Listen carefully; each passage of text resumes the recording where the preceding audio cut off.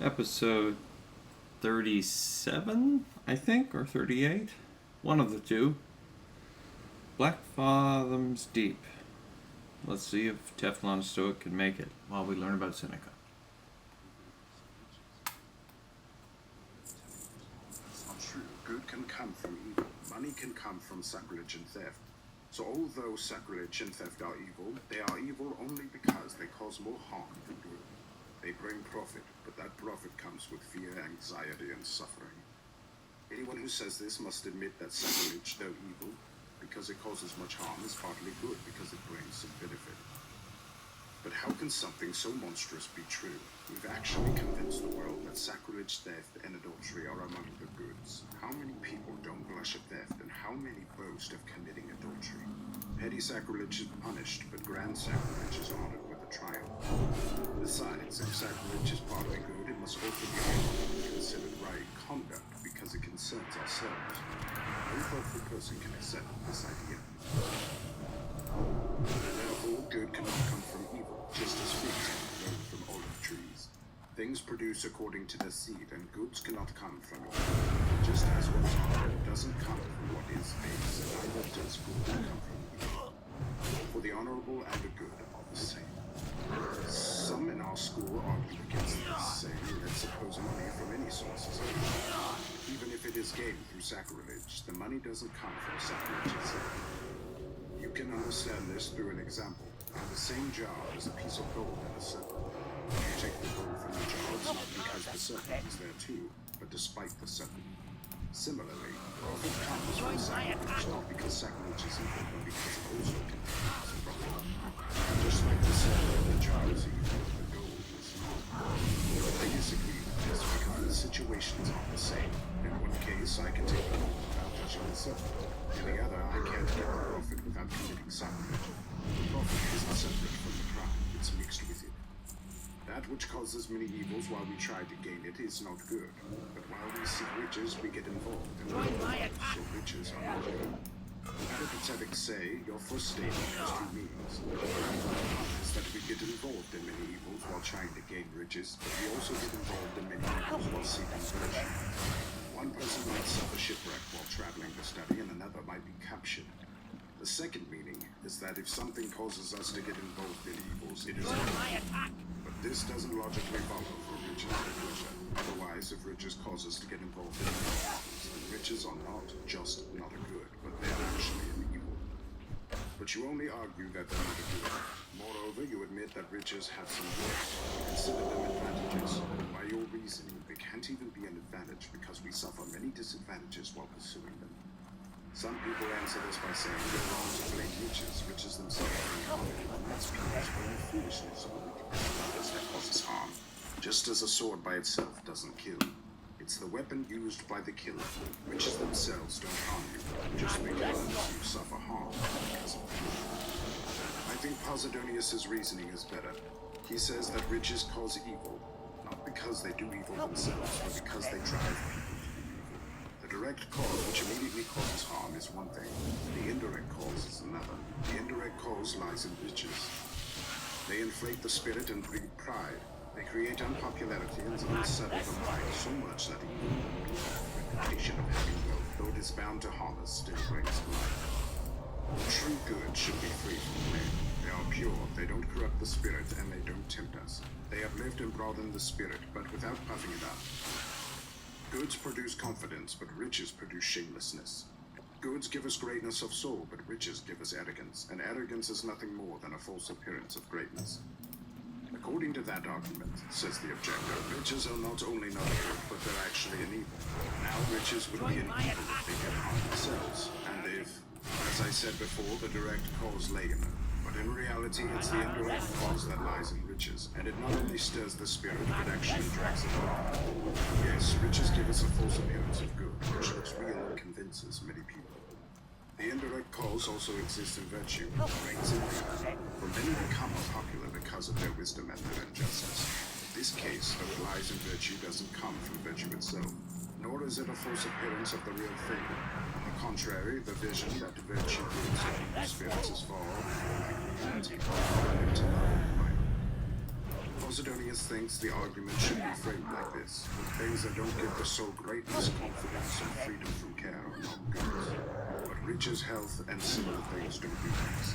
Therefore, riches and health are not goods. He goes further by saying, things that don't give the soul greatness, confidence, or freedom from care, but instead create arrogance, vanity, and themselves are goods. Things like that come from fortune and lead us into these evils. Therefore, these things are not goods.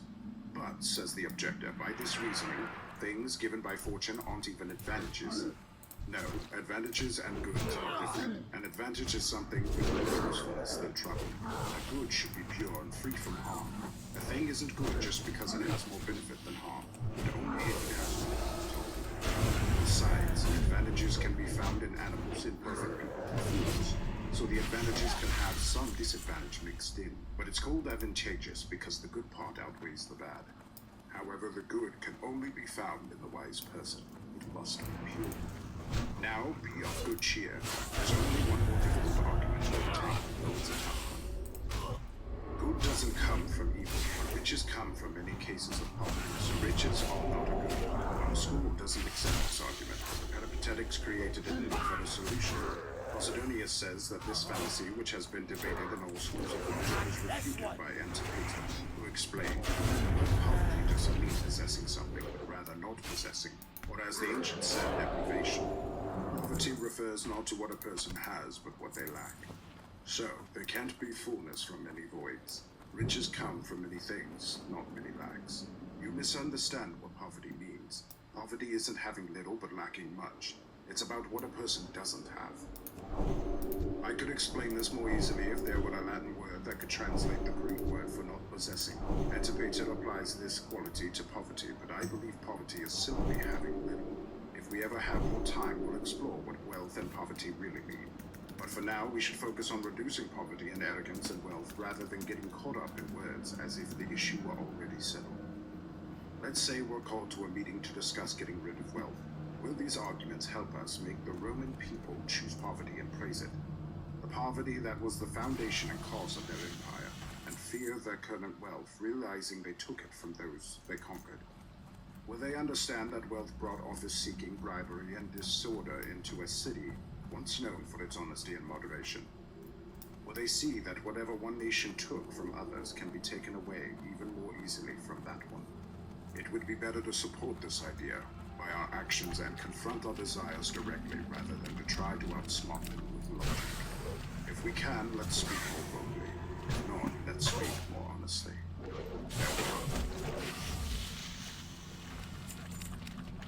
Letter 88 on Liberal and Vocational Studies. You wanted to know what I think about liberal studies. My answer is that I don't respect any study, and I don't consider any study good, if it is only about making money. These studies are just jobs that make money, and they are only useful because they get the mind ready for something bigger and don't keep it busy for long. We should spend time on them only until the mind can move on to something greater. They are like training, not real work. That's why they're called liberal studies, because they are the kinds of studies that are supposed to be worthy of a free person. But there is really only one study that truly makes a person free, and that is the study of wisdom. Wisdom is noble, brave, and great-spirited. All other studies are small and childish. You wouldn't think there's anything good in the subjects taught by people who are, as you can see, often low and shameful. We shouldn't spend our time learning these things. We should be done with it. Some people have decided that the real question about liberal studies is whether they make people good. But they don't even try to teach about this important topic. The scholar spends his time studying language, and if he wants to go further, he studies history. Or if he wants to go as far as he can, he studies poetry. But how do any of these things help you become virtuous? Do they get rid of fear, stop desire, or control your emotions? The question is, do these scholars teach virtue or not? If they don't teach it, then they don't pass it on. If they don't teach it, then they are philosophers. Do you want to know how you can tell that they don't teach virtue? Look at how different their subjects are. If they taught the same thing, their subjects would be more alike. Maybe they try to make you believe that Homer was a philosopher, but they actually prove he wasn't by their own arguments. Sometimes they say Homer was a Stoic who valued only virtue, rejected pleasure, and wouldn't give up his honor even for immortality. Other times they say he was an Epicurean, enjoying a peaceful life full of fun and sorrows. Sometimes they claim he was a peripatetic, dividing goodness into 3 parts. Other times they make him out to be an academic, believing that nothing is certain, but it's clear that Homer wasn't any of these, because these ideas all contradict each other. We might agree with them that Homer was wise, but surely he became wise before he knew anything about poetry. So let's learn what actually made Homer wise. It doesn't really matter if we find out whether Homer or Hesiod was the older poet any more than it matters why Hecuba, even though she was younger than Helen, looked so much older and sadder. What's the point of figuring out the ages of Achilles and Patroclus? Are you more interested in figuring out where Ulysses traveled than in figuring out how to keep yourself from going astray?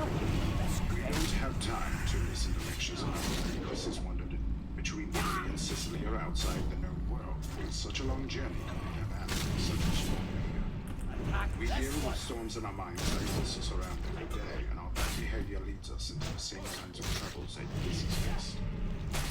There's always something beautiful to tempt us, or an enemy to attack us. On one side, there are dangerous monsters that crave human blood, and on the other side, there are lies and false pleasures, and then the shipwreck and all kinds of other disasters. Show me, through the example of Ulysses, how to love my country, my wife, and my father, and how, even after facing shipwreck, I can still strive toward these noble goals. Why bother asking if Penelope was truly faithful, or if she outsmarted her suitors, or whether she knew the man before her was Ulysses before she realized it was him? Instead, teach me what purity is, how valuable it is, and where it comes from the body or the soul. Now let's move on to the musician. You're teaching me how different notes, like the high ones and the low ones, can work together in harmony, but even though they come from different strings. But instead, help me bring my soul into harmony so that my goals are not to each other. You're showing me what the sound notes sound like. Instead, show me how to keep using the sad song from the writer's heart. The mathematician teaches me how to measure my land, but I'd rather learn how to figure out what's enough for a person to own. He teaches me to count and how to be grateful, but I prefer him to teach me that these calculations don't really matter, and that being rich doesn't make you any happier, especially when you need so many people just to keep track of all your possessions. What good is it to know how to divide up land if I don't know how to share it with my brother? What good is it to measure land down to the last inch and notice even the smallest mistake if I get angry when my bad-tempered neighbor takes a tiny piece of it? The mathematician teaches me not to use any of my boundaries. I want to learn how to give them all away without a second thought. Someone says I'm being driven off the land that my father and grandfather owned. So what? You owned it before your grandfather. Do you even know who originally owned the land? You didn't start out as the master of the land, just a renter. And whose renter are you? If you win your case, you're just the renter of the air. Lawyers say that public property can't be owned privately. What you hold and call your own actually belongs to everyone. It's public property. Oh, what amazing skill. You know how to measure a circle. You can find the area of any shape and you can calculate the distance between stars. There's nothing you can't measure, but if you're truly a master of your craft, measure the human mind for me. Tell me how big it is or how small it is. You know what a straight line is, but what good does that do if you don't have a straight line? Next, let's talk about the person who prides himself on knowing all about the stars and planets. Who knows where the cold star of Saturn hides and the path of Mercury takes? What good is it to know this? Will it just make me worry because Saturn and Mars are in opposition? Or will Mercury set at sunset in plain sight of Saturn? Instead of learning that these stars, no matter where they are always favorable and unchanging. These stars are driven by an unending cycle of destiny on a path that can change. They return at specific times. They either start at work or mark the times when it pauses. But if they control everything that happens, how will it help you to know the secrets of what can be changed? Or if they only give signs of what will happen, what good is it to see what you can't avoid? Whether you know these things or not, they will happen. Look at the fading sun and stars that follow it, and you'll never find the next day playing tricks on you, or a night that misleads you with clear skies. However, it's already been determined that I'm safe from being misled by you. What, you ask? Does the morrow never play me false? Anything that happens with my knowledge plays me false. For my part, I don't know what's going to happen, but I do know what could happen. I'm not worried about this. I'm ready for whatever the future brings. And if the future is less harsh than expected, I'll be grateful. If the future is kind to me, it might feel like I've been tricked, but it doesn't deceive me. Because just as I know that anything can happen, I also know that not everything will happen. I'm ready for good things to happen in every case, but I'm also prepared for the bad things. I must apologize if I don't follow the usual path in this discussion. I don't agree that paintings belong in the list of liberal arts any more than sculptures and other skills meant for luxury. I also exclude from liberal studies wrestling and any knowledge that involves oil and blood. Otherwise, I have no because cooks and anyone else who uses their talents to satisfy their pleasures. What's so liberal about these people who stuff themselves with food and have to take something to make them vomit? Whose bodies are fat but whose minds are thin and weak? Or do we really think that their training is liberal for the young men of Rome, who used to be taught by our ancestors to stand tall and throw a spear, to handle a pike, to guide a horse and weapons? Our ancestors taught their children nothing that could be learned while laying down. Neither the old system nor the new one teaches or fosters virtue. What good does it do to control a horse and guide its speed with the reins, but find that our own passions are running wild? Or to beat many opponents in wrestling or boxing only to be beaten by our own anger? What then, you ask, do the liberal studies offer nothing to our well-being? They offer a lot in other ways, but nothing at all when it comes to virtue. Even these arts I've mentioned, which are clearly low-level because they rely on manual labor, contribute a lot to making life easier.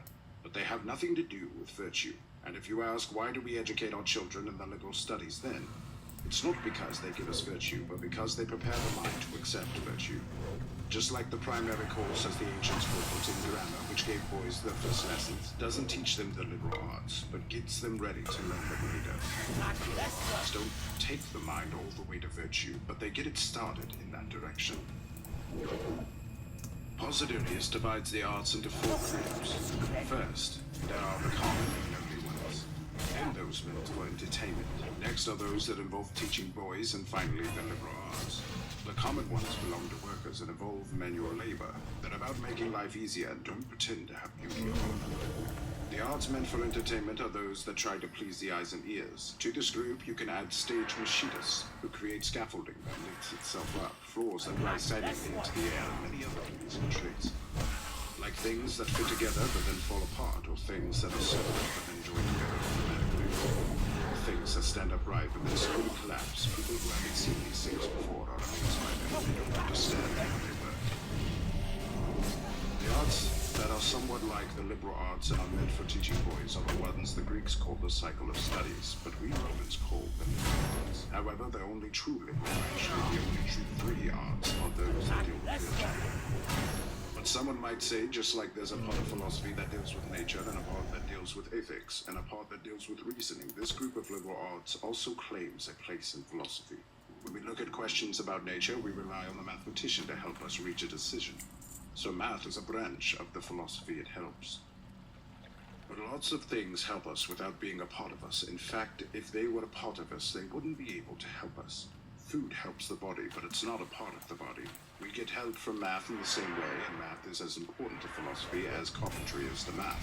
But carpentry isn't part of math, and math isn't part of philosophy.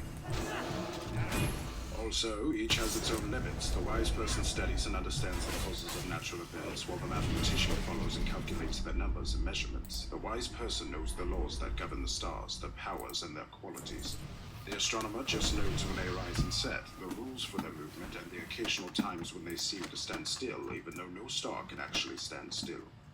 The wise person will know what causes a reflection in a mirror, but the mathematician can only tell you how far the object needs to be from the mirror and what shape the mirror should be to create a certain reflection. The philosopher will prove that the sun is a large object, while the astronomer will calculate exactly how large it is using trial and error to learn more. But to make progress, the astronomer must rely on certain principles. No art, though, can stand alone if it relies on borrowed principles. Now, philosophy doesn't need anything from any other source. It builds everything on its own foundation. But math, so to speak, is like a structure built on someone else's land. It's based on outside principles. It accepts first principles and, with their help, draws more conclusions. If it could find the truth on its own, if it could understand the nature of the universe, I would say it could greatly benefit our minds. Because the mind grows when it engages with heavenly things and draws something down from above. There's only one thing that can perfect the soul, the unchangeable knowledge of good and evil. But there's no other art that studies good and evil. I'd like to consider the different virtues. Bravery ignores things that inspire fear. It looks down on, challenges, and defeats the powers of terror and anything that would take away our freedom. But do the liberal studies make this virtue stronger? Loyalty is the most sacred good in a person's heart. It can't be forced into betrayal, and no reward can bribe it. Loyalty says, burn me, kill me. I won't betray my trust, and the more torture tries to find my secret, the deeper I'll bury it. Can the liberal arts create this kind of spirit in us? Temperance controls our desires. Temperance knows that the best measure of what we want isn't what we desire, but what we should desire. Kindness stops you from being overbearing to others and stops you from being greedy. In other words, deeds and feelings, it shows itself gentle and courteous to everyone. It doesn't see any evil as someone else's problem alone. And the reason it loves its own good is mostly because it will someday be someone else's good. Do liberal studies teach a person this kind of character? No. Just like they don't teach simplicity, moderation, self-restraint, thrift, or the kindness that values a neighbor's life as much as one's own and knows that it's not for humans to waste the lives of others. But someone says, since you say that virtue can be attained without the liberal studies, how can you deny that they help with virtue? Because you can't reach virtue without food either. But food has nothing to do with virtue. Wood doesn't help build a ship, even though a ship can't be built without wood. Just because something is necessary doesn't mean it contributes to the final product. We might even say that it's possible to achieve wisdom without the liberal studies, because even though virtue must be learned, it isn't learned through these studies. Why should I think that someone who doesn't know letters will never be wise? Since wisdom isn't found in letters. Wisdom teaches facts, not words, and it might be true that it is more reliable when it doesn't depend on anything outside itself. Wisdom is vast and spacious. It needs plenty of free space. We must learn about divine and human things, the past and the future, the temporary and the eternal, and we must learn about time. Just think of all the questions that come up about time alone. First, whether it exists by itself. Second, whether anything existed before time or without time. And again, did time start with the universe, or if something existed before the universe, did time exist then too? There are countless questions about the soul alone. Where does it come from? What is its nature? When does it begin to exist, and how long does it last? Does it move from one place to another and change forms, going from one animal shape to another? Or is it enslaved as it was, wandering the universe after being set free? Is it physical or not? What happens to it when it stops using us as its medium? How will it use its freedom when it escapes its current prison? Will it forget everything it knew before and only to start to understand itself when it's released from the body and returns to the skies? So whatever aspect of human and divine things you understand, you'll be overwhelmed by the huge number of questions and things to learn. And to make room in your mind for these vast and important subjects, you'll have to clear out all the unnecessary stuff. Virtue won't settle in unlimited minds. A great subject needs a wide space to move. Get rid of everything else and make room in your heart for virtue. But it's fun to know many different arts. Then let's keep only as much of them as is necessary. Would you criticize someone who fills their house with expensive but unnecessary items, but not criticize someone who fills their mind with unnecessary knowledge? This desire to know more than what's needed is a kind of excess. Why? Because this excess pursuit of the liberal arts makes people unruly, talkative, tactless, and self-satisfied bores. You miss the important things because they're focused on the unimportant things. Didymus, the scholar who wrote 4,000 books. I would pity him if he had only read the same number of Lucifer's books. In these books, he explored questions like where Homer was born, was really Aeneas, his mother, whether Anacron was more of a playboy or more of a drunk, whether Sappho was a bad person, and other questions that would be forgotten as soon as they were answered. Come on, don't tell me that life is long.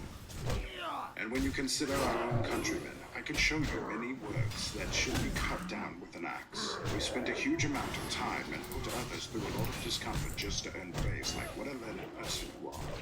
Let's be content with a simpler compliment like, what a good person you are. Do I mean this? Should I unroll the annals of history and try to figure out who first wrote poetry? Or, without written records, should I estimate the years between Orpheus and Homer? Or should I study the silly writings of Aristocatus, criticize other people's verses and waste my life on syllables? Should I then wallow in the dust of geometry? Have I forgotten the useful saying, save your time? Do I really need to know these things? And what should I choose not to know? Apion, the scholar who attracted crowds all over Greece in the days of Gaius Caesar, was praised as a Homerid. By every state used to claim that Homer, after finishing the Iliad and the Odyssey, added a prologue to his work that covered the entire Trojan War. The argument Apion used to support this idea was that Homer had deliberately started his poem with 2 letters that contained a clue to the number of books yet written. A person who wants to know many things must know things like these and ignore all the time lost to illness, public duties, private duties, daily tasks, and sleep. Think about the years of your life. There isn't time for all this. I've been talking about liberal studies so far, but I think about how much unnecessary and impractical material is in philosophy. Philosophers have even gone out of their way to make fine distinctions between synonyms to define the exact meaning of conjunctions and prepositions. They've been jealous of scholars and mathematicians. They've added all the unnecessary parts of these other arts to their own, so they know more about careful speaking than about careful living. Let me tell you about the harm caused by excessive precision and how it's an enemy of truth. Protagoras says that you can argue either side of any question equally well, even the question of whether every topic can be debated from either side. Nosophanes believes that in things that seem to exist, there's no difference between existing and not existing. Parmenides says that nothing exists of all that seems to exist, except for the universe alone. Zeno and Ilia got rid of all the problems by getting rid of one. He says that nothing exists. The Pyrrhonian, Megarian, Eretrian, and academic schools are all basically doing the same thing. They've come up with a new kind of knowledge, non-knowledge. You can group all these theories with the unnecessary subjects of liberal studies. One group gives me knowledge that's useless, the other group takes away any hope of gaining knowledge. Of course, it's better to know useless things than to know nothing. One set of philosophers doesn't offer any light to help me find the truth. The other set blinds me completely. If I follow Protagoras, everything in nature is uncertain. If I agree with Nosophanes, I am sure in this that everything is uncertain. If I side with Parmenides, there is nothing except the one. If I go with Zeno, there's not even one. So what are we then? What happens to all the things around us and support and sustain us? Is the whole universe just an empty or deceptive shadow? I don't know whether I'm more frustrated with those who say we know nothing or with those who won't even let us keep this one privilege. Farewell. Letter 89, on the parts of philosophy. It's good that you want to know this, because it's important for someone who is seeking wisdom to understand the different parts of philosophy, and how its vast subject is divided into separate sections. By studying these parts, we can more easily understand the whole. I only wish that we could see all of philosophy together as one whole thing, just as the whole sky is spread out before us to look at. It would be a view much like that of the sky, for then surely philosophy would captivate all people. We would abandon all things we mistakenly believe to be great, simply because we don't know what's truly great. However, since we can't have this, we must study philosophy as people gaze at the secrets of the sky. A wise person's mind, of course, understands all the different parts of philosophy, looking at it as quickly as our eyes can take in the sky. But we, who must break through the darkness and whose vision fails even for things close by, can be shown each part more easily, even if we can't yet understand the entire universe. So I will fulfill your request and divide philosophy into parts, but I won't break it into tiny pieces. It's helpful to divide philosophy, but not to cut it into fragments. Just as it's hard to grasp something that is too large, it's also hard to understand something that is broken into too many small pieces. People are divided into groups, and an army is divided into units. Anything that has grown too large is more easily understood if it's broken into parts. But these parts, as I said, shouldn't be too many or too small. Overanalyzing something is just as wrong as not analyzing anything at all. Anything that is cut so finely that it turns into dust is as good as being mixed into a single mass. First of all, if you agree, I'll explain the difference between wisdom and philosophy. Wisdom is the ultimate good of the human mind. Philosophy is the love of wisdom and the effort to attain it. Philosophy strives towards the goal that wisdom has already reached. And it's clear why philosophy was given this name. The name itself shows the love for wisdom. Some people have defined wisdom as the knowledge of divine things and human things. Others say wisdom is knowing divine and human things and also knowing their causes. This added phrase seems unnecessary to me because the causes of divine and human things are part of the divine system. Philosophy has only been defined in various ways. Some have called it the study of virtue, others have called it a study of how to improve the mind, and some have named it the search for right reason. One thing is almost certain. There is a difference between philosophy and wisdom. It's not possible for the thing that is being sought and the thing that is doing the seeking to be the same. Just as there's a big difference between greed and wealth, where one is the desire and the other is the thing desired. There's a difference between philosophy and wisdom.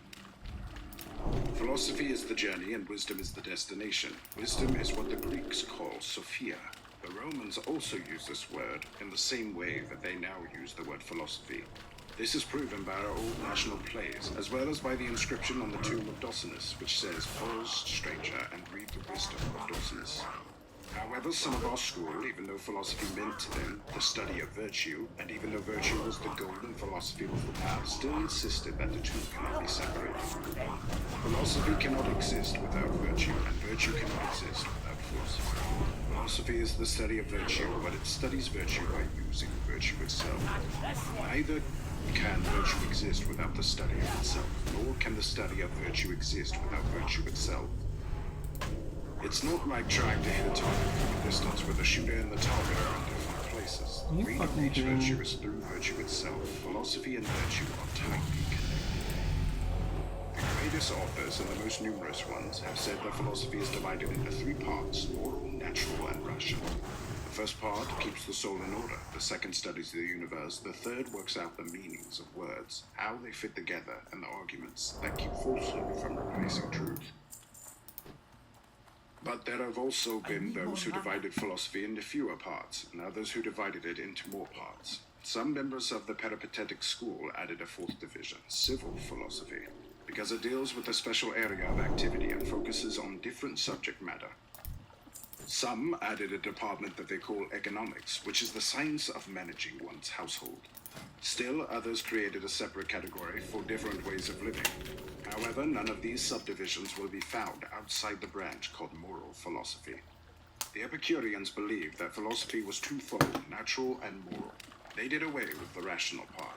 But when they were forced by the facts themselves to distinguish between ambiguous ideas and to reveal fallacies that were hidden under the appearance of truth, they too introduced a category they called forensic and regulative, which is really just rational philosophy under a different name. So they said that this section was secondary to natural philosophy. The Cyrenaic school abolished both the natural and the rational departments and was satisfied with only the moral side. But even those philosophers included under a different name what they had rejected.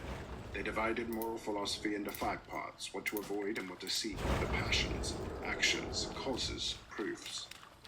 The causes of things really belong to the natural part of philosophy, and the proofs belong to the rational part. Aristo and Chios argued that the natural and rational parts were not only unnecessary but also contradictory.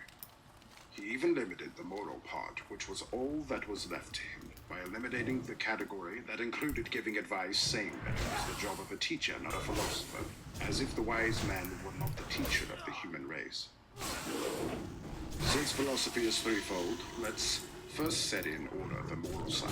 It's agreed that this should be divided into 3 parts. First, we have the speculative part, which assigns each thing its proper function and measures the value of each. It is the most useful part, for what is more important than giving everything its proper value? The second part deals with impulse, and the third with actions. The first duty is to determine the value of things, the second is to form a controlled and orderly views about them, and the third is to make sure your impulse and your actions match, so that under all circumstances you are consistent with yourself. If any of these 3 parts are lacking, the others will be confused as well. What good is it to know the value of things if you are excessive in your impulses? What good is it to control your impulses if, when it comes time to act, you don't know the right time, place, and way to carry out each action? It is one thing to understand the merits and values of acts, another to know the precise method for action, and still another to control impulses and proceed with care rather than rushing into what needs to be done. Life is in harmony only when action follows impulse, and when impulse toward an object arises in each case from the value of that object, being more or less intense depending on how much the object is worth pursuing.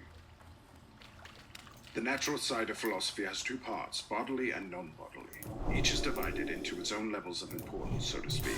The study of bodily things is divided first into two categories, the creative and the created. The created things are the elements. Now, some writers say that the topic of elements is complete in itself. Others say it is divided into matter, the case that moves all things, and the elements themselves.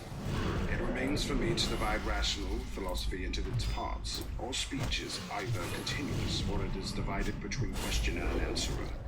The first kind of speech is called rhetoric, and the second is called dialectic. Rhetoric deals with words, their meanings, and their arrangement. Dialectic is divided into two parts, words and their meanings. That is, into what is said and the words used to say it. Then each of these is further divided, and it is a vast subject, so I will stop here and not go any further. But let me address the main point. If I wanted to give you all the subdivisions, my letter would turn into a handbook for debate.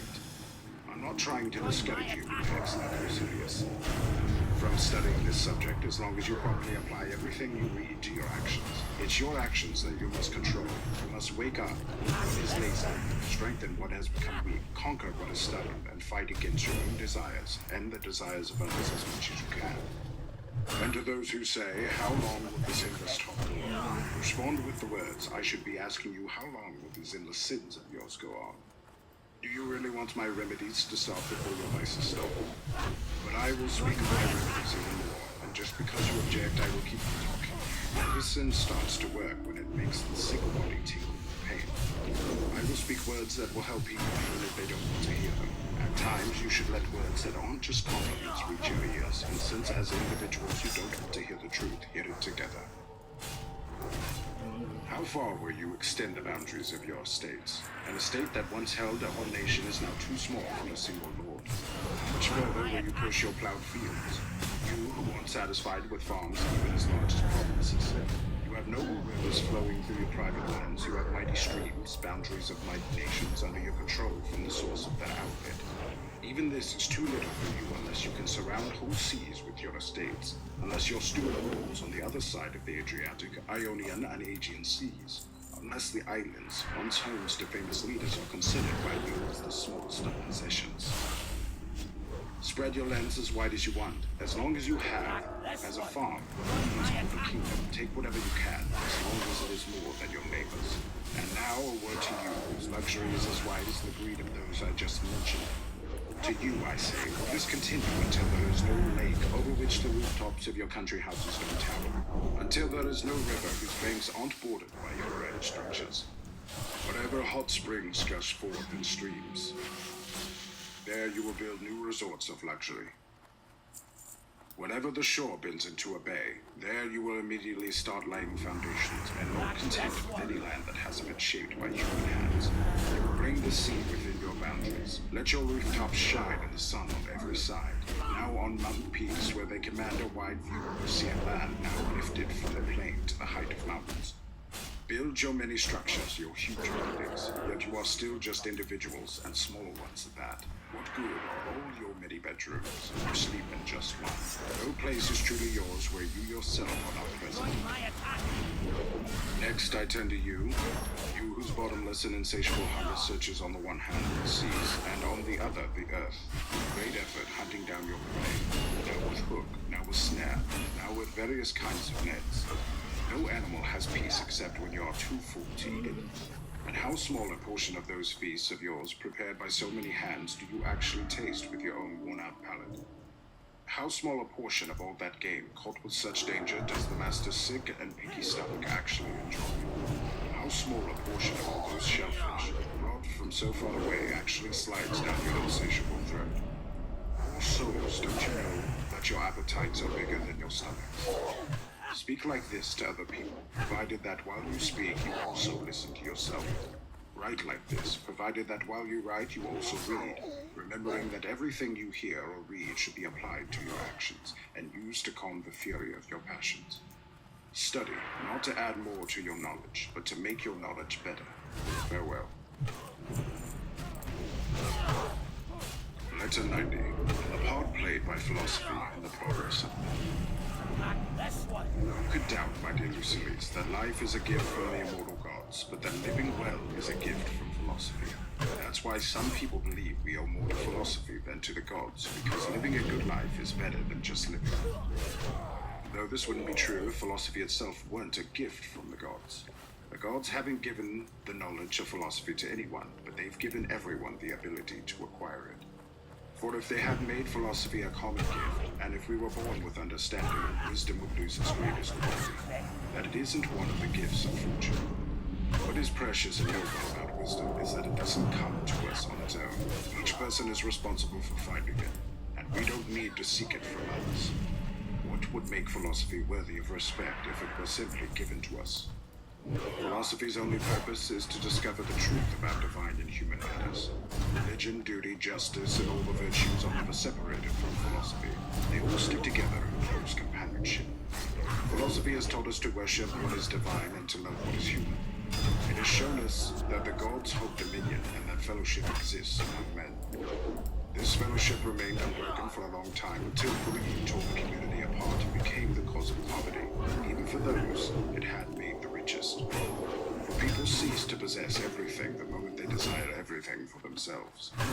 But the first men, and those who came after them, still uncorrupted, followed nature, having one person as both the leader and the law, and trusting themselves to someone better than they were.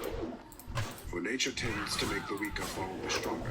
Even among animals, the biggest or the fiercest ones lead. It's not a weak one that leads the herd.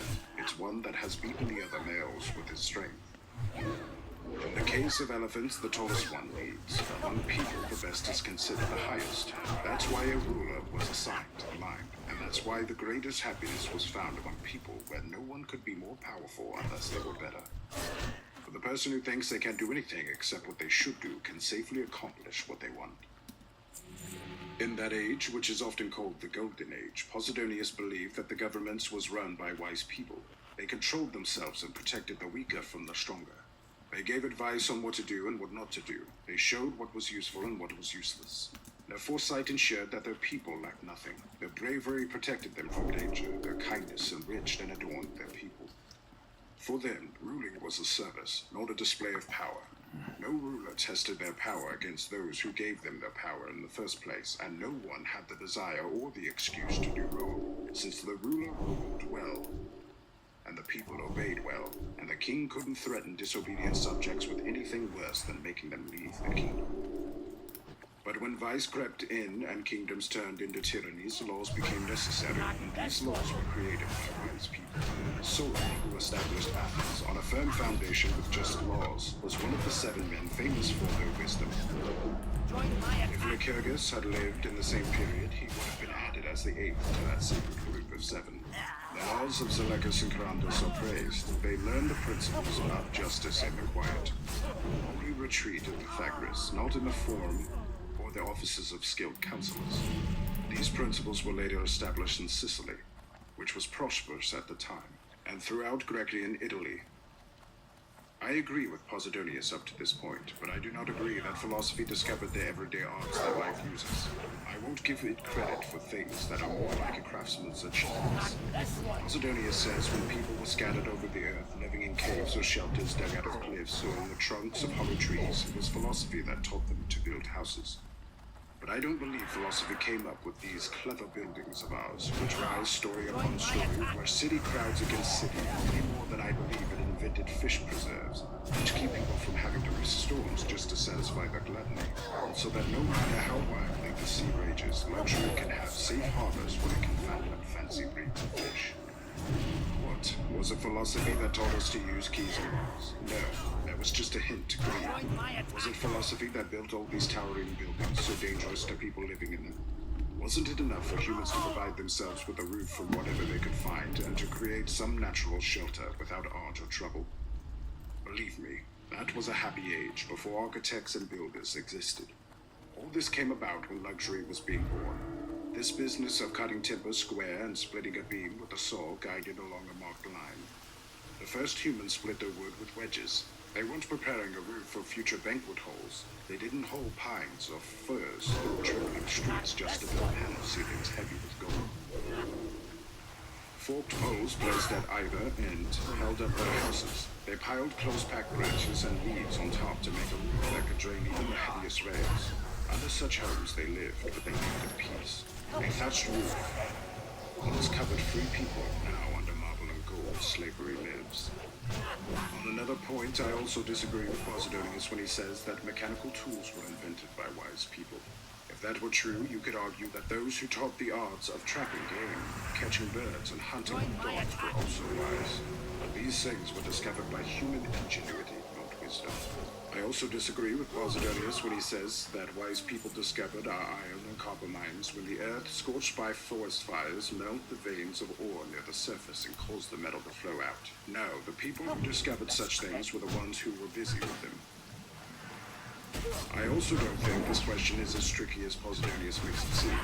Whether the hammer or the tongs came first, both were invented by someone with a quick and clever mind. But not a great or exalted. The same goes for any other invention that requires a bent body and mind focused on the ground. A wise man lives simply, and why not? Even today, he would prefer to be as free from burdens as possible. How can you admire both Diogenes and Daedalus at the same time? Which one seems wiser to you? The one who invented the saw, or the one who, when he saw a boy drinking water from his hand, immediately took his cup from his bag, broke it, and scolded himself by saying, "What a fool I've been, carrying around unnecessary baggage all this time," and then curled up in his tub and lay down to sleep. In our own times, which man do you think is wiser? The one who invents a way to spray saffron perfume high into the air from hidden pipes, or who fills or empties canals with a sudden rush of water, who cleverly builds a dining room with a ceiling that changes patterns as often as the courses of the meal, or the ones who proves to others, as well as to himself, that nature has not given us a harsh or difficult law, when she tells us we can live without marble workers and engineers, that we can clothe ourselves without trading in silk, that we can have everything we need if we are content with what the earth provides on its surface. If people were willing to listen to the sage, they would realize that the cook is as unnecessary as the soldier. Those were wise men, or at least like the wise, who found that taking care of the body was an easy problem to solve. The things that are necessary don't require a lot of work to obtain. Only luxuries require effort. Follow nature, and you won't need skilled craftsmen. Nature didn't want us to be troubled, for whatever she forced upon us, she equipped us to handle. But cold can be endured by the naked body. What then? Aren't the skins of wild animals that can protect us well enough from the cold? Don't many tribes cover their bodies with tree bark? Aren't the feathers of birds sewn together to make clothing? Even today, don't many Scythians wear clothes made from the skins of foxes and mice, soft to the touch and resistant to the wind? For all that, people must have something thicker than skin to protect them from the summer heat. What then? Didn't ancient times produce many shelters, hollowed out by time or other events that became caverns? What then? Didn't the earliest people take twigs and weave them by hand into mats, cover them with mud, and then pile on stubble and wild grasses to make room, spending their winter safely with rain carried off by sloping gables? What then? Don't the people living near the cities and other tribes with fierce sun live in dugout houses because the dried ground is the only protection against the heat? Nature wasn't so hostile to humans that when she gave all other animals an easy life, she made it impossible for us to live without all these tricks. None of these things were forced upon us by nature. None had to be painfully sought out for our lives to continue. Everything was ready for us at birth. We're the ones who have made everything difficult for ourselves by rejecting what is easy. Houses, shelter, comfort, food, and other things that are now sources of great trouble, ready at hand, free for everyone, and obtainable with no effort. Everywhere the limit matched the need. We're the needs who made these things valuable, admired, and sought after the extensive and varied efforts. Nature provides for what she demands. Luxury has turned her back on nature. She grows every day, gathering strength throughout the ages, using her wit to remove vices. At first, luxury desired what nature saw as unnecessary, then what was against nature, and finally she made the soul a servant to the body, making it completely enslaved to the body's desires. The crafts that keep the city running, or should I say in chaos, are just working to serve the body. There was a time when everything was offered to the body as to a slave, but now things are prepared for it as for a master. That's where the workshops of weavers and carpenters come from. That's where the savory smells of professional cooks come from. That's where the wantonness of those who teach seductive poses and singings comes from. For that moderation that nature requires, which limits our desires to what we need, has been abandoned. It's gotten to the point where wanting only what is enough is seen as both crude and a sign of utter poverty. It's hard to believe, my dear Lucilius, how easily the charm of eloquence can lead even great people away from the truth. Take Posidonius, for example, who in my opinion has contributed greatly to philosophy. When he describes the art of weaving, he talks about how first some threads are twisted and some are pulled from the soft, loose wool. Next, how the upright warp keeps the thread stretched with weights.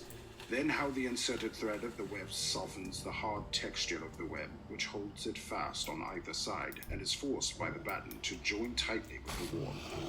He claims that even the art of weaving was discovered by wise men, forgetting that the more complex art he describes was invented later. Suppose he had seen the weaving of our own time, which produces a clothing that will reveal everything. The kind of clothing that offers no protection to the body or even to modesty. Posidonius then moves on to farming with no less eloquence. He describes the ground being broken even worse by the plow, so that the soil, now loosened, can better support the roots. Then the seeds are sown, and the weeds are pulled out by hand so that no wild plants grow up and spoil the crop. He claims that farming too was created by wise men, as if today's farmers weren't still discovering countless new ways to make the soil more fertile.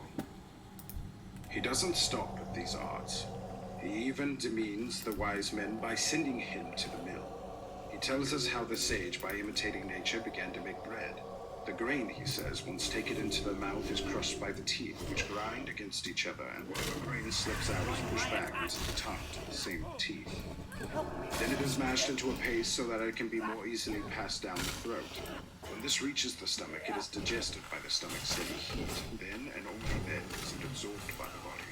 Following this pattern, he continues, someone placed two rough stones on top of each other like teeth, with one set waiting for the other to move.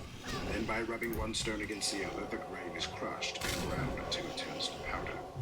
Then this person sprinkled water on the meal, kneaded the mass, and shaped the loaf. At first, this loaf was baked in hot ashes or on a hot earthen vessel. Later, ovens were gradually discovered along with other devices that followed the sage's will. Posidonius almost claimed that even cobbling was the invention of a wise man. Reason did come up with all these things, but it wasn't right reason. It was a human, but not a wise person, who invented them. Just as people invented ships to cross rivers and seas, ships with sails to catch the wind, and with rudders at the stern to steer the vessel in one direction or another. The model was the fish, which steers itself with its tail, bending its swift course with the slightest movement to one side or another. But, says Posidonius, the wise man did discover all these things. They were just too small for him to handle himself, so he gave them to his lesser assistants. Not so. These early inventions were thought of by the same kind of people who handle them today. We know that certain inventions have been made only within our own memory, like using windows made of transparent tiles to let in clear light, or the vaulted baths with pipes in their walls to spread heat evenly in all spaces. When should I mention the marble that makes our temples and houses shine? Or the rounded, polished stones we use to build colonnades and buildings big enough for nations. Or the shorthand writing that allows us to take down a speech as quickly as it's spoken, matching the speed of the tongue with the speed of the hand. All these things have been devised by the lowest grade of slaves. Wisdom's place is higher. She trains our minds, not our hands. Would you like to know what wisdom has brought to light, what she has accomplished? It's not the graceful movements of the body or the varied notes of horn and flute, where breath is turned into sound. Wisdom doesn't create weapons, walls, or tools for war. No, her voice is for peace, and she calls all people to harmony. It's not wisdom that is the creator of our everyday tools. Why do you give her credit for such small things? You should see her as the skilled master of life. It's true that wisdom controls other arts, because the person whom life serves is also served by the things that support life. But wisdom's goal is to guide us toward happiness. That's where she leads us and opens the way for us. She shows us what is truly bad and what only seems bad. She strips our minds of false illusions. She gives us true greatness, but she deflates the inflated, showy greatness that's full of emptiness. She teaches us to recognize the difference between what is truly great and what is just puffed up. She gives us knowledge of the whole nature and her nature. She reveals to us what gods are like, what the spirits are, what the souls are, that have even been given lasting life and have been made part of the divine, where they live, what they do, their powers, and their will. These are wisdom's sacred teachings, which unlock not just a village shrine, but the last temple of all the gods, the universe itself, whose true forms and true aspects she reveals to our minds. For our eyes are too dull to see such great heights. Then she goes back to the origin of things, to the eternal reason that was given to the whole world, and to force in all things that gives them the power to shape themselves according to their mind. Then wisdom begins to ask about the soul, where it comes from, where it lives, and how long it stays, and how many parts it divides. Finally, she turns her attention from the physical to the non-physical, and carefully examines the truth and the signs by which truth is known. Asking next how to tell the difference between what is unclear and what is true, whether in life or in language, for in both there are elements of falsehood mixed with the truth. In my opinion, the wise man didn't withdraw from those arts we've been discussing, as Posidonius thinks, but rather he never took them up at all. For he would have decided that nothing was worth discovering that wasn't worth using all the time. He wouldn't take up things that would have to be set aside. But Anacharsis says Posidonius invented the potter's wheel, which spins to shape vessels. Then because the potter's wheel is mentioned in Homer, people prefer to believe that Homer's verses are false rather than doubt Posidonius' story. But I don't believe Anacharsis invented this wheel. And even if he did, although he was wise when he invented it, he didn't invent it as a wise man, just as there are many things wise people do as ordinary humans, not as wise people. For example, suppose a wise man is very fast. He will win a race because he's fast, not because he's wise. I would like to show Posidonius a glass blower who shapes glass with his breath and deforms that even the most skilled hands could hardly make. No. These discoveries have been made since people stopped discovering wisdom. Posidonius says Democritus is said to have discovered the arch, where stones lead toward each other in a curve and are held together by a keystone. I'm inclined to say this is false. There must have been bridges and gateways before Democritus where the curve didn't start until near the top. It seems you've forgotten that this same Democritus discovered how to soften ivory and how by boiling a pebble can be turned into an emerald. The same method used today to color stones that can be treated this way. It may have been a wise man who discovered these things, but he didn't do it as a wise man, for he does many things just as well, or even better, as people who have no wisdom at all. Do you ask what, then, the wise man has discovered and brought to light? First of all, there is truth in nature, and he doesn't follow nature blindly like other animals do, unable to see the divine in it. Second, there is the law of life, and he has made life conform to universal principles, and he has taught us not just to live with the gods, but to follow them, and to accept the gifts of fate as if they were divine commands. He has told us not to pay attention to false opinions, and has valued each thing by its true worth. He has rejected those pleasures that come with regret, and has praised the good things that always satisfy. He has taught the world that the happiest person is the one who doesn't need happiness, and that the most powerful person is the one who has power over themselves. I'm not talking about philosophy that places the citizen outside the country and the gods outside the universe, or that gives virtue to pleasure, but the philosophy that counts nothing as good except what is honorable. One that can't be bribed by the gifts of people or fortune. One whose value is that it can't be bought for any price. I don't believe this philosophy existed in such a rough age when the arts and crafts were still unknown and when useful things could only be learned by practice. Next came the fortunate time when nature's gifts were open to everyone, before greed and luxury broke the bonds that held people together, and they, abandoning their communal life, separated and turned to plunder. The people of the Second Age were not wise, even though they acted like wise people. Indeed, there is no other condition of humanity that anyone would admire more, and if God were to ask someone to create earthly beings and give laws to peoples, that person would approve of no other system than what existed among the people of that age. The farmer tilled the soil, and it wasn't right to divide or mark off property. People shared their gains, and the earth freely gave their riches to her sons who didn't seek them. What race of people was ever more blessed than that race? They enjoyed all of nature in partnership. Nature provided for them, first as their mother and now as their guardian. And her gift was the secure possession by each person of the common resources. Why shouldn't I call that race the richest among mortals, since you couldn't find a poor person among them? But greed broke into this happy state, and by its desire to take and use things for itself, made everything belong to others and reduce itself from limitless wealth to desperate need. It was greed that introduced poverty, and by craving more, lost everything. And so, even though greed now tries to make up for its loss, even though it adds one estate to another by buying out or wronging their neighbor, even though it extends its land to the size of provinces and defines ownership as meaning extensive travel through one's property, in spite of all these efforts, no expansion of our boundaries will bring us back to the state we left behind. When we can do no more, we will have much. But we once had the whole world. The very soil was more productive when it was untilled, and it provided more than enough for people who didn't plunder each other. Whatever nature produced, people found as much joy in showing it to others as in discovering it themselves. No one could surpass or fall short of another. What existed was shared among friends without quarrel. The stronger hadn't yet started to take from the weaker. The miser hadn't yet started to hoard what lay before him, cutting off his neighbor from even the necessities of life. Each person cared as much for their neighbor as for themselves. Weapons lay unused, and hands unstained by blood turned all their hatred against wild animals. The people of that time who found shelter from the sun in dense groves and protection from the harshness of winter or rain in simple hiding places lived their lives under the trees and spent peaceful nights without a sign. Care troubles us in our purple beds and drives us from our sleep with sharp goads, but how soft was the sleep the hard earth gave to those people?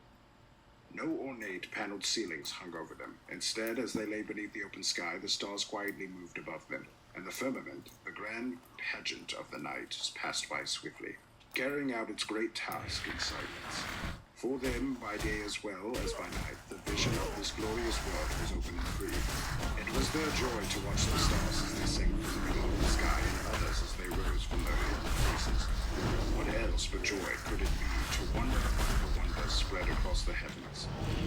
But you, in the present day, shudder at every noise your house makes, and as you sit among your painted walls, the slightest creak makes you shrink in fear. They didn't have houses as big as cities. The air, the breezes flowing freely through open spaces, the shifting shade of rocks or trees, clear springs and streams not spoiled by human work, whether by pipes or by any confinement, by running freely in meadows beautiful without the use of art. These were the settings of their simple homes, decorated with rustic hands. Such homes were in harmony with nature. It was a joy to live in them, fearing neither the home itself nor for its safety. Today, however, our houses are a large part of our fear. But no matter how excellent and innocent the life of those people was, they were not wise, for that title is reserved for the highest achievement. Still, I wouldn't deny that they were people of great spirit, and if I can use the phrase fresh from the gods, there is no doubt that the world produced a better generation before it became warped. However, not all were blessed with the highest mental abilities, though in all cases their natural strength was greater than ours and more suited for hard work. For nature doesn't give us virtue, it is an art to become good. At least they didn't dig deep into earth for gold, silver, or transparent stones, and they were still kind even to animals. So far removed was that time from the custom of people killing each other, not out of anger or fear, but just for show. They didn't have embroidered clothes, nor did they weave cloth of gold. Gold wasn't even mined yet. What then is the conclusion? It was because of their ignorance of things that those people were innocent, and it makes a big difference whether someone chooses not to sin or doesn't know how to sin. Justice was unknown to them, as were prudence, self-control, and bravery, but their simple life had qualities similar to all of these virtues. Virtue isn't given to a soul unless that soul has been trained and taught, and brought to perfection by constant practice. We were born with the ability to achieve this, but not with it already in our possession. And even in the best people, before you refine them through instruction, there is only the potential for virtue, not virtue itself. Farewell. Letter 91. On the lesson to be drawn from the burning of lions. Our friend Liberalis is feeling down because he just heard about the fire that destroyed the city of Lions. Such a disaster could upset anyone, especially someone who deeply loves his homeland. But this event has made him question the strength of his own character, which he has likely trained to face situations he thought might cause him fear. I'm not surprised, though, that he wasn't afraid of something so unexpected and almost unheard of, because it's something that has never happened before. Fires have damaged many cities, but they've never completely destroyed one. Even when the fire has been used as a weapon by enemies, the flames often die out in places, and although the fire is constantly rekindled, it rarely burns so completely that nothing is left for the sword.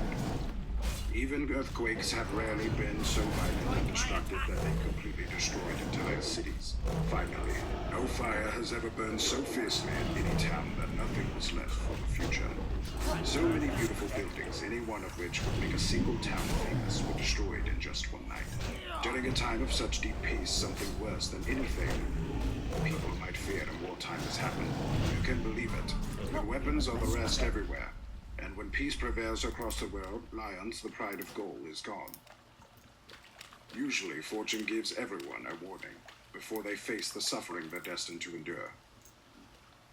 Every great creation has had some time to prepare before it falls, but in this case, only a single night passed between the city at its peak and the city's complete destruction. In fact, it takes me longer to tell you that it has perished than it took for the city to perish. All of this has affected our friend Liberalis, shaking his will, which is usually so strong and steady in the face of his own troubles. And it's no wonder he's been shaken. It's the unexpected that hits us the hardest. The strangeness of such events makes calamities even worse, and every person feels more pain when something surprises them. So, nothing should be unexpected for us. Our minds should be prepared in advance for all problems, and we should think not just about what usually happens, but what can happen. For what in existence can fortune when she decides to not bring down from the height of its success? And what does she not attack more violently than more brightly it shines? What is difficult or challenging for her? She doesn't always attack in the same way, or even with her full strength. Sometimes she uses her own hands against us, and other times she relies only on her own power to create dangers for us. No time is safe in the middle of our pleasures. Causes of suffering arise. War comes in the middle of peace, and the things we depend on for protection turn into sources of fear. Friends become enemies, allies become foes. The calm of summer is suddenly disrupted by storms wilder than those of winter. Even when no enemy is in sight, we suffer the same fate as if they were attacking us. And if other causes of disaster don't arise, excessive good fortune creates them for itself. The most temperate people are attacked by illness, the strongest by wasting disease, the most innocent by punishment, the most secluded by the noisy mob. Chance finds some new way to bring her power against us, thinking we've forgotten her. Whatever has been built up over many years with great effort and the favor of the gods can be scattered and destroyed in a single day. In fact, saying a day gives too much time to misfortune. An hour, a single moment, is enough to bring down empires. It would be some comfort for our weakness and the frugality of our works if things took as long to perish as they do to come into being. But as it is, growth is slow, but destruction is quick. Nothing, whether public or private, is stable. The fates of people, just like those of cities, are in constant turmoil. Even in the greatest calm, terror arises, and even when no outside forces stir up trouble, evil bursts forth from places where we least expect them. Thrones that have withstood civil and foreign wars collapse without anyone to push them. How few are the states that have carried their good fortune to the end? We should, therefore, consider all possibilities and prepare our minds for the evils that may come. Exile, the pain of disease, war, shipwreck. We must think of these things. Chance may take you from your country, or your country from you, or may banish you to the wilderness. This very place, now crowded with people, could become a desert. Let us fully understand the nature of human life, and if we don't want to be overwhelmed or shocked by unexpected evils, let us imagine not just the common misfortunes, but the worst things that could possibly happen. We must fully consider what fortune can do. How often have cities in Asia, how often in Greece, been destroyed by a single earthquake? How many towns in Syria, how many in Macedonia have been swallowed up? How often has this kind of destruction ruined Cyprus? How often has Paphos collapsed? We often hear news of entire cities being utterly destroyed, yet how small a part of the world are we? who often receive such news. Let us therefore rise to face the actions of fortune, and whatever happens, let us be sure that it's not as bad as rumor makes it out to be. A rich city has been burned to ashes, the jewel of provinces considered one of them, yet not fully part of them. Rich as it was still built on a single hill, and not a very large one. But all of those cities whose magnificence and grandeur you hear of today, time will eventually erase every trace. Don't you see how it breathes? The foundations of the most famous cities have already crumbled to nothing, leaving no sign that they ever even existed. Not only do things made by human hands collapse, not only are the things created by human art and effort overthrown by time, no, even the mountains of peaks erode. Whole regions sink, and places that were once far from the sea are now covered by its waves. The great power of fires has blown away all the hills where they once glowed, and has leveled to the ground the peaks that once stood tall, serving as a guide and beacon for sailors. Even the works of nature itself are attacked, so we should bear the destruction of cities with calm minds. They stand only to fall. This fate awaits them all.